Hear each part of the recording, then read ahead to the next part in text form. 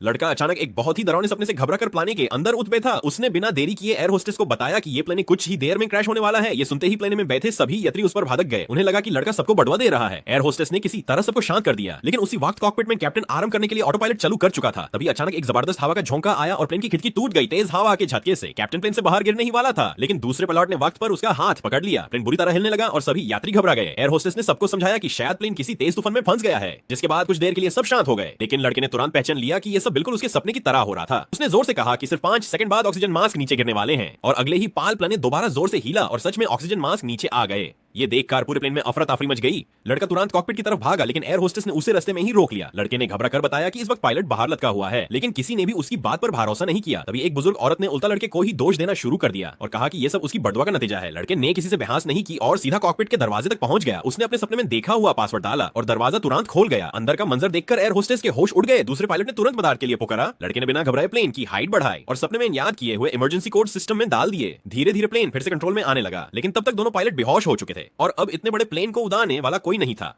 इसी बीच प्लेन सीधा सामने खड़े बर्फ से ढके बड़े पहाड़ों की तरफ बढ़ने लगा। तब लड़के ने हिम्मत दिखाते हुए कहा कि वो प्लाने उड़ा सकता है। सबसे पहले उसने कंट्रोल टावर से संपर्क किया और पूरी इमरजेंसी की जानकारी दे दी। कंट्रोल टावर ने तुरंत अपनी पूरी टीम को अलर्ट कर दिया। इसके बाद लड़के ने प्लेन की हाइट और बढ़ाई और यूं खतरनाक पहाड़ों के बीच से सुरक्षित निकल लिया। इसी दौरान कैप्टन को भी होश आ गया। जब उसे पूरी सच्चाई पता चली तो उसने लड़के को सल्यूट किया। सबको लगा कि अब खतरा टल गया है, लेकिन उसी वक्त एक और बड़ी मुसीबत सामने आ गई। प्लेन का फ्यूल तेजी से लीक होने लगा और अब उनके पास बचने का सिर्फ एक ही मौका बचा था।